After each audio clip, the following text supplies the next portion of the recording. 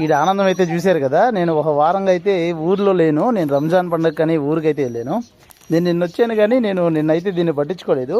ప్రతిరోజు వచ్చేసరికి ఇట్లా నా దగ్గరికి వస్తాడు బిస్కెట్ల కోసం. నేను వచ్చేసరికి ఇద్దరు చూశారు కదా టచ్ చేయమని అడుగుతున్నాడు. కానీ నేనైతే ఇప్పుడు ఏంటంటే నమాజ్కి వెళ్ళాలని చెప్పేసి అయితే నేనైతే టచ్ చేయట్లేదు. బిస్కెట్లు వేస్తే ఆగరా. మనం వీటి కోసం కొంచెం ప్రేమ చూపిస్తే చాలు, ఆటోమేటిక్గా ఇవి వచ్చేసరికి మన మీద చాలా ప్రేమ అయితే చూపిస్తాయి. జంతువులకు వచ్చేసరికి చాలా ప్రేమ ఎక్కువ ఉంటుంది.